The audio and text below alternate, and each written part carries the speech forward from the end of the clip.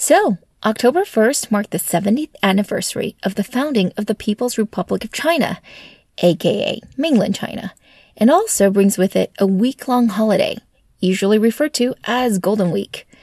For our listeners in China, we hope you're enjoying your long vacation, and for those who are not, which would be the majority of you, that would explain the slowdown in tech news coming out of the country. We were actually going to take this week off, but in light of our upcoming invite-only investor trip to China, we thought we'd squeeze in one last episode and take next week off instead.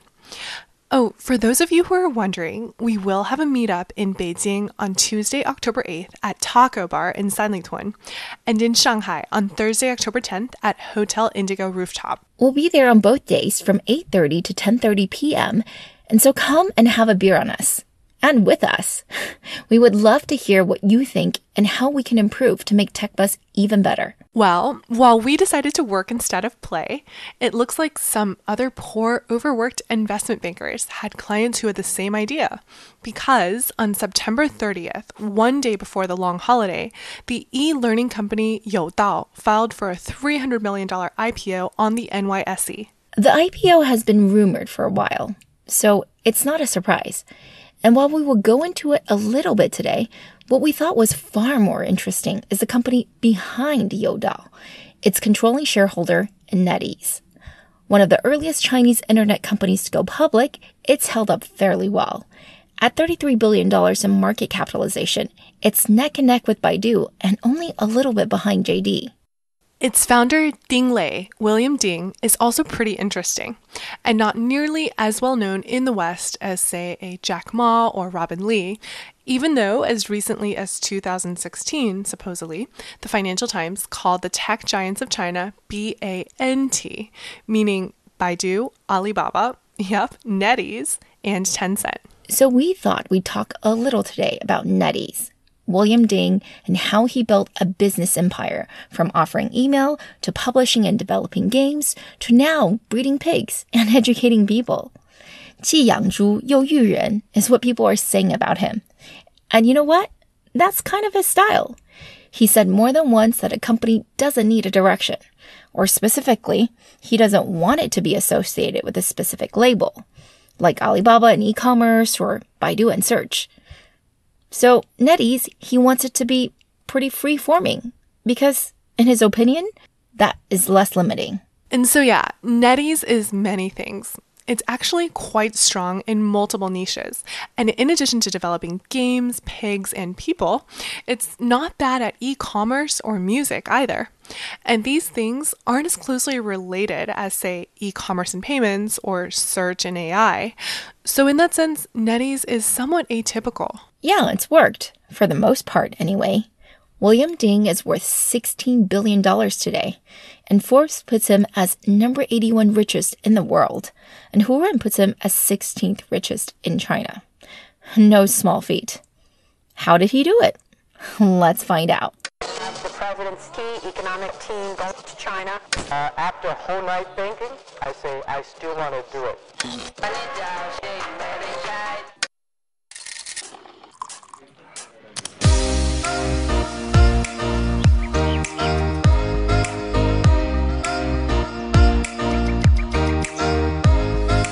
Hi everyone, we are TechBuzz China by Pandaily, powered by the Sinica Podcast Network. We are a bi-weekly podcast focused on giving you a peek into what's buzzing within the tech community in China. We uncover and contextualize unique insights, perspectives, and takeaways on headline tech news that don't always make it into English language coverage, so you can be smarter about the world of China tech. TechBuzz China is part of Pandaily.com, an English language site that tells you everything about China's innovation. I'm one of your two co-hosts, Rui Ma. And I'm your other co-host, Yingying Liu. We'd like to acknowledge our partners, Deal Street Asia and SupChina, creator of the Sinica Podcast Network. In addition to TechBuzz, you can also find Sinica, which covers current affairs, Nui Voices, and Ta for Ta on Women, the business-oriented China Econ Talk, and the Caixin Sinica Business Brief from China's leading business magazine. Oh, before we forget, we want to share with you the Information's expertly curated event on the tech and transport revolution in Asia, taking place in Hong Kong on the afternoon of November 6th. Go to theinformation.com for more information and let them know we sent you. And as always, if you enjoy listening to our podcast, please leave us a review on iTunes or whatever other platform you use. And to incentivize you to do so, we're going to enter everyone who writes us a review on iTunes into a drawing, and the winner will receive a copy of Matt Sheehan's The Trans-Pacific Experiment. We will do the drawing when we hit 100 ratings, so help us get there.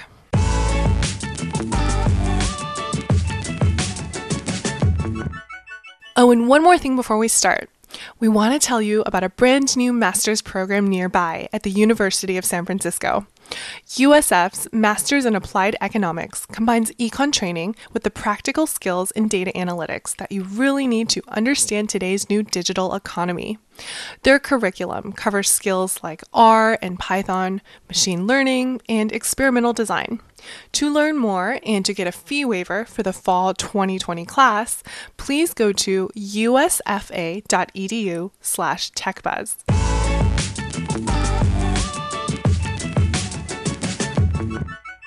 So today's topic is NetEase, which is an old Chinese internet company, positively ancient by internet time.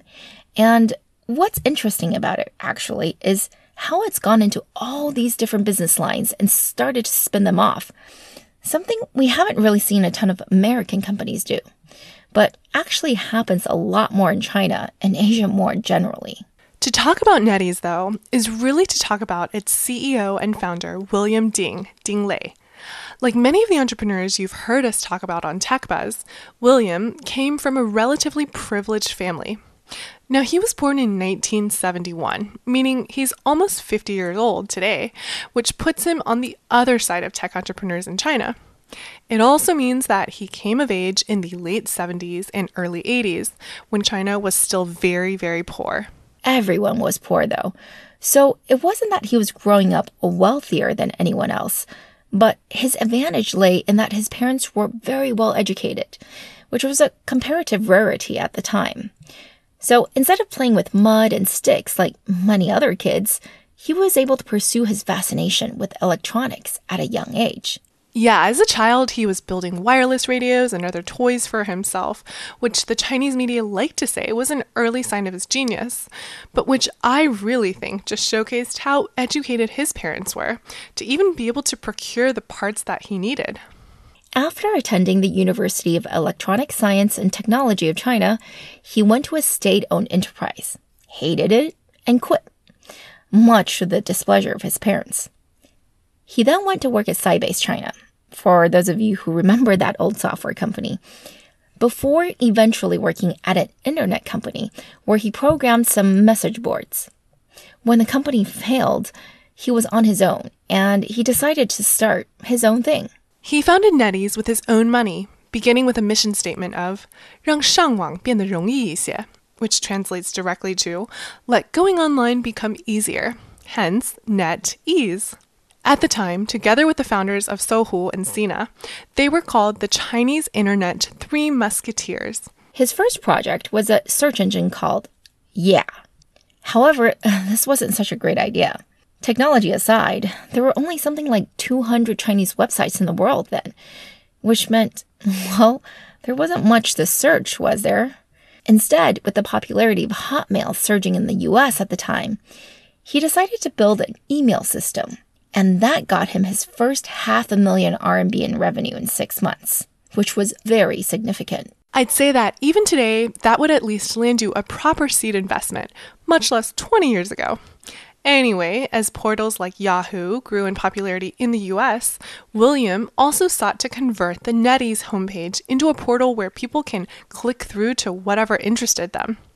And in a stroke of genius, he bought the domain 163.com, 163.com, because obviously the letters spelling out NetEase is very unintuitive to Chinese users. Around that time, all the popular Chinese websites were based on numbers. NetEase also discovered fairly early on the value of content. And thus, to this day, its news is the top-performing news app based on user activity and time spent, ahead of Tencent. So I guess we can also add news to one of the things NetEase excels at, too. When NetEase went public on the NASDAQ in mid-2000, it was one of the casualties of the dot-com bust and lost 97% of its value in a few months. William has since revealed that all he wanted to do was sell the company, but there were no buyers at all, so he was stuck with it. He had to figure out how to grow the business. So NetEase started doing what everyone else did at the time, which was work with telecom operators and provide wireless value-added services, things like basic SMS and mobile email, in order to make money. But the much more significant move they made was that they got into online gaming, and specifically MMORPGs, or massive multiplayer online role-playing games. Without going into too much detail, William, against the advice of many, acquired a Guangzhou-based game developer and bet big on online gaming. The IP he chose was Journey to the West. You know, that age-old Chinese tale about the Monkey King and all the fantastical things that happen as he accompanies his master, a monk, to the land of Buddha to retrieve holy scriptures. It's one of the most popular and most cherished Chinese tales ever, and that certainly helped. But it really was the quality of the game itself that pushed NetEase to great profitability. But being a developer is very risky, as we all know. Either way, these combined efforts made NetEase so successful that William, who owns about half of the company, became China's richest person at the tender age of 32. Of course, he's been displaced many times since then, but he's basically been a billionaire for a very, very long time. But back to NetEase. By 2008, after seeing the immense potential with its self-developed MMORPGs, NetEase also expanded into publishing. The most notable partnership it had was with Blizzard Entertainment, the maker of StarCraft, World of Warcraft, Overwatch, Hearthstone, and other top-tier IP. The running commentary about NetEase is that it takes its time with its products and that everything it puts out is of high quality. 网易出品，必属精品. It's a good reputation to have, but I'm not really sure that it's completely deserved. However, compared to the reputations of Pinduoduo, for example, which still is pretty much equivalent with shoddy quality, NetEase is aging relatively well. Though we will see later that it does have its run-ins with IP theft as well. Yeah, it's got this aura of patience where it's just going to take its time with its products, be more like an artisanal or boutique brand. It probably has something to do with the fact that William has such power over the company, and he's no longer that young, and he's been rich for a very long time. He's probably just got less to prove. Or that's the perception anyway. There's no way for us to know if it's really true. So now we come to the interesting companies it's spinning off, or will be spinning off, or could be spinning off. So, in chronological order, first there was Youdao. We had briefly thought about doing an entire episode on Youdao, but frankly, just didn't find it that interesting. As we've mentioned, it is an e-learning business that was founded in 2006 as a part of NetEase, and its first hit was the most unsexy product ever, a dictionary, which, by the way, I still use. If you go to youdao.com on your laptop today, what you'll see is still an input bar that defaults to translating Chinese into English. It also offers tools for you to learn English, such as vocabulary flashcards, and also premium courses on a wide variety of subjects. And then there's a note-taking app, like an Evernote. And don't forget smart devices, like pocket translators and smart pens and stuff like that. If you go to its recently filed prospectus, you'll see that it's growing pretty quickly, almost 70% year on year for the first half of 2019. But it's got a pretty low gross margin at 29%. While the bulk, or almost 60% of its revenues, comes from its education business, there's still a lot of advertising, which makes sense since it does have over 100 million MAU after all. Of the over 500,000 paying customers of Youdao's premium courses last year, over a fifth were K-12 students. As we've explained previously in TechBuzz episode 47 on learning for children, English is a huge category. But tutoring for all subjects is very much in demand, and Youdao has modified the traditional MOOC, or MOOC, massive open online courses to be what they call, quote-unquote, dual teacher. It sounds a lot more complicated than it is, because it's basically just live streaming a primary teacher on a screen, while there's another teacher, or even multiple teachers, that are offline in the classroom alongside the students to provide additional assistance. It's pretty basic, but this method has taken Chinese edtech by storm, and it's become a super popular pedagogical method in the past few years. Okay, so that's the developing people business that's going public and hoping to raise something like $300 million. It's 2/3 owned by NetEase, by the way, which means William basically owns 30% of the company. The CEO he brought in to run the business owns 20%.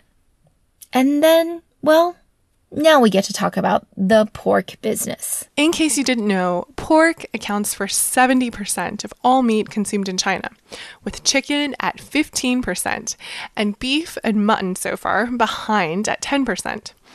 In fact, on many Chinese menus, the word meat is basically used as a substitute for pork, since it's only specified as something else when it's, well, not pork. Which means that this fact shouldn't be a surprise. China produced and consumed about half of the world's pork in 2018. But it was still a surprise in 2008 when NetEase announced that they were going to experiment with raising pigs. This wasn't going to be some hobby farm that William was going to have on the side, but an actual corporate initiative with its own branding, Weiyang, and its unique selling point, which was this special breed of black pigs that they were going to raise organic and free range. The narrative is that William was disturbed by all the food safety issues that were sweeping through China, and he wanted to use his funds to research and develop a scalable way of raising pigs that would deliver the healthiest meats with the best taste, and of course, in a humane and sustainable manner. All the buzzwords. After 7 years of development, he unveiled the first batch of pork, which were hailed to be as delicious as he promised. I mean, these were some special creatures that were bred and killed. NetEase pigs supposedly know how to use the toilet and only eat natural food. I think that means organic. And they live in such a high-tech environment that the entire farm is overseen by just a few people. In 2017, William raised over $20 million from Meituan and Sinovation Ventures to continue funding the project. Aside from grabbing headlines, it's generally agreed that he's trying to curry favor with the government because food safety is such a sensitive and important issue in China. But I'd like to ask, who cares? It's not a big cost, and it's bought him plenty of goodwill. And his pork is affordable, too. Before the recent outbreak that decimated pork production, it was selling for less than $15 a pound, which is comparable to other black pork brands. Aside from grabbing headlines, it's generally agreed that he's trying to curry favor with the government because food safety is such a sensitive and important issue in China. But I'd like to ask, who cares? It's not a big cost, and it's bought him plenty of goodwill. And his pork is affordable, too.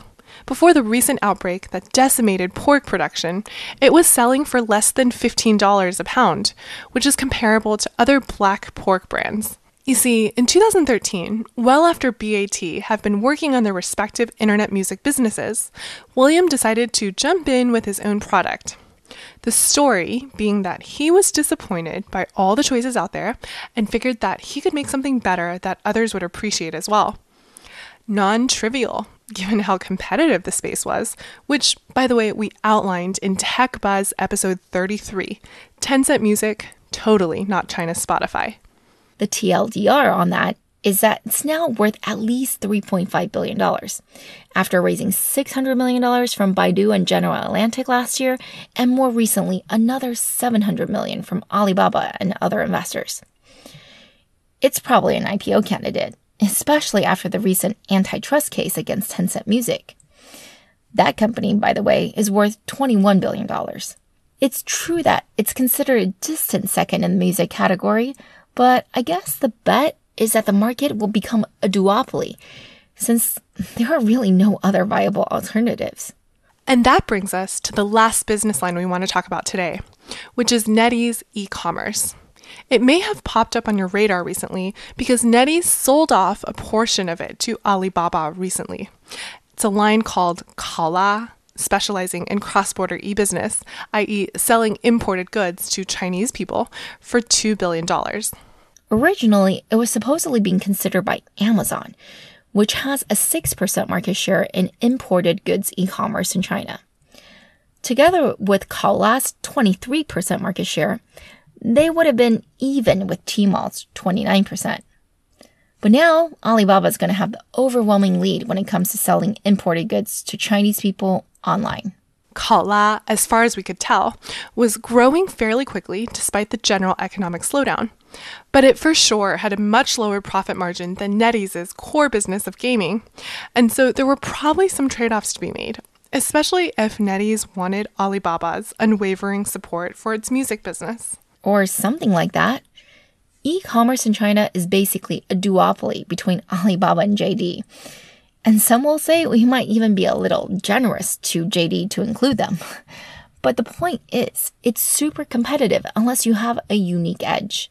And with Kaola, it was hard to tell how well it was doing compared to NetEase's other e-commerce business, since the two were usually lumped together into the same unit when financial reports were being reported. The other e-commerce business is Yanxuan, NetEase's consumer goods e-commerce platform.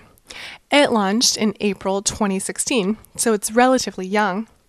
In terms of look and feel, think of Muji, the near $4 billion revenue a year Japanese brand that has made minimalistic design and packaging its trademark. By the way, the word Muji, which is 无印良品 in Chinese, literally means no brand, high quality. Which is exactly what Yanxuan is going for. It works directly with high-quality ODMs, or original design manufacturers, who usually work with famous consumer brands that you and I know and do the design and the manufacturing for those brands. But ODMs have no retail distribution or brand name of their own to speak of. That's different from OEMs who don't do the design. So yeah, ODMs kind of do all the work, sometimes own the IP even, and the brands take all the credit and get most of the profits. That makes it sound like vaguely unethical, but of course, there's a reason why things work this way. The ODM business operates very differently and has a completely different kind of risk profile, so you really can't compare it to a brand. What is true is that if you're an ODM, margins are generally thin and you thrive on scale. And this is where NetEase saw an opportunity. Yanxuan literally means carefully selected. So NetEase is basically saying to you, hey, we're going to find all these amazing manufacturers, but instead of paying the markup for, say, a Levi's, we're going to find the folks that make their jeans, strip off the brand, and make you something similar, but sell it to you at a significant discount. So it's as if NetEase is running its own private label, except that they've chosen to minimize the branding and instead kind of pretend they're a master curator, so as to give you the illusion that the ODM is selling directly to you. Or at least, that's the impression I get when I visit Yanxuan. The brand is no brand. Yep.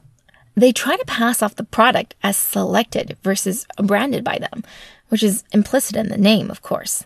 They then reinforce this by advertising the credentials of the manufacturer. So, for example, today, when I logged on, I saw that there were socks and belts made by the same supplier to Calvin Klein, but available for a huge discount. It literally says CK manufacturer on the image. Kind of like, when you go shop somewhere and the store brand says, hey, compare us to XYZ premium brand on the label. Sometimes, though, there's no specific brand associated, and it does just say overseas manufacturer or something generic like that. Which is why it makes sense that higher quality, larger manufacturers with larger minimum order quantities are probably happy to work with NetEase, and why they say that their margins are actually better with NetEase than with their traditional clients. They get something like up to 20% with NetEase, which is a significant bump from the 10 to 15% they're used to getting. Anyway, it makes sense that ODMs love this, right? These goods are not meant to be trend-setting. They're meant to be practical and to appeal to the value-sensitive shopper. They're basic items, derivative of other products that's already been made for other brands. Except now, connect this with NetEase's huge base of traffic, the trust it's built up with its users, and voila, you have scale and you have a business. Overall, though, the business has grown like a weed, and initial concerns that the Chinese consumers would care about designs ripped off of other brands never really amounted to anything. I mean, I'm personally not sure why people were even afraid of that. Haven't companies like Zara demonstrated that most of the world just don't really care about originality as long as it looks good and is priced reasonably? Of course, just because you're using the same manufacturer as Calvin Klein doesn't mean that manufacturer will use the same raw materials as it does for CK. Some Yanxuan goods are 10 times cheaper than their luxury counterparts. Some of the savings come from lack of branding, but some of it doubtlessly comes from lowered quality, which has definitely been a complaint. NetEase also was smart to stay out of apparel in the beginning and to start in home textiles. Things like sheets and towels are some of the best products to sell. People care about the quality, but they're relatively brand agnostic, and the products themselves are extremely standard, so return rates and thus restocking fees were low. It's just a low-frequency business, and tough in that way. NetEase isn't the only one to think of combining Muji's style with e-commerce. Remember, Lei Jun of Xiaomi also said that he aspires to Muji's look and feel. And there are so many other players trying to do something along the same lines.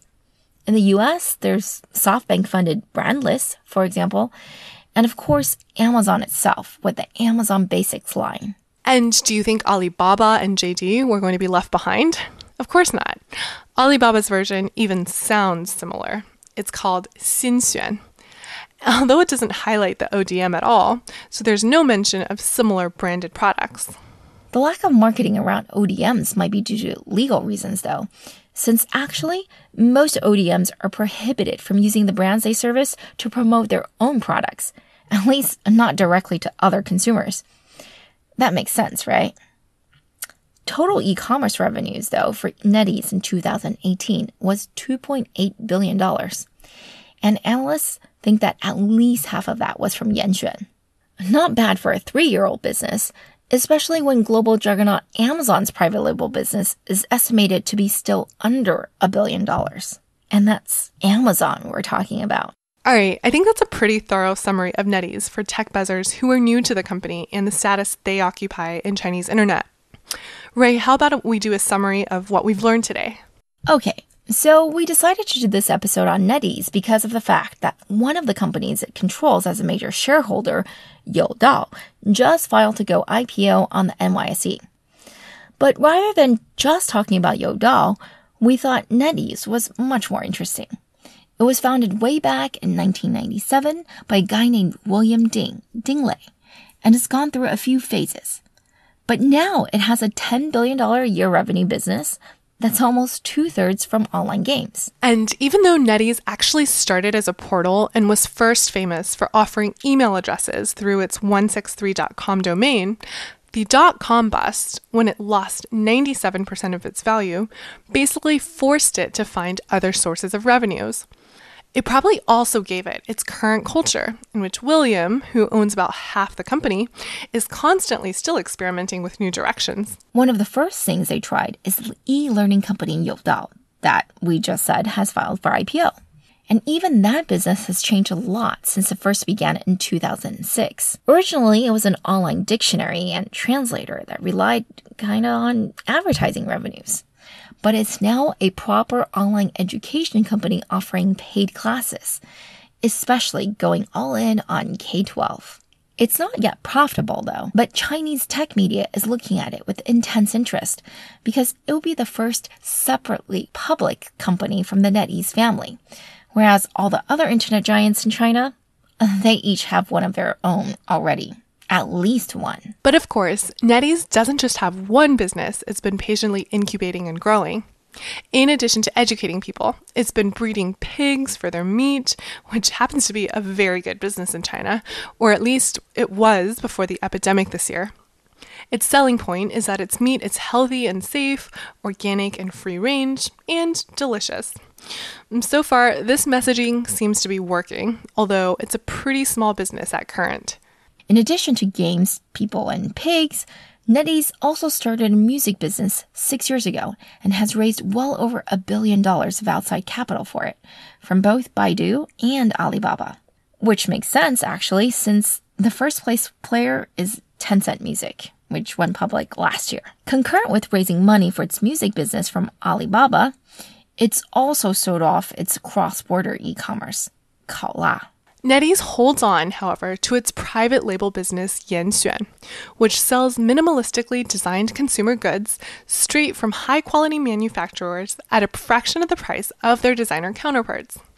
Now that's a business that's estimated to have done $1.5 billion last year, and it's still growing well above double digits. Critics call the items rip-offs of famous brands, while fans say that the value proposition is quite appealing. This is one of NetEase's fastest growing segments, but also much lower margin than gaming. Confused yet? Well, NetEase's William Ding certainly has his hands in a lot of pies. But that's kind of the way Chinese internet companies roll. For him especially, with gaming such a hits-driven business and growth slowing, finding other avenues of growth such as e-commerce is definitely a worthwhile experiment. We'll see if Youdao makes a decent public debut. My personal guess is that it's going to have a really tough time. But NetEase, the parent company, has a few other tricks up its sleeve. So I'm sure we'll be seeing it again in the news very soon. All right, that's all for this week, folks. Thanks for listening, and we hope to see you next week. As a reminder, our next episode will be out in 2 Fridays. We really enjoyed putting this together, and of course, we're always open to any comments or suggestions. You can find us on Twitter at ThePandaily, at TechBuzzChina, and my personal Twitter account, spelled GINY. And my Twitter is spelled RUIMA. TechBuzzChina by Pandaily is powered by the Sinica Podcast Network on SupChina. Pandaily.com is an English language site that tells you everything about China's innovation. Our producers are Sha Wan and Kaiser Guo. Our intern is Wang Menglu. Thank you so much for listening.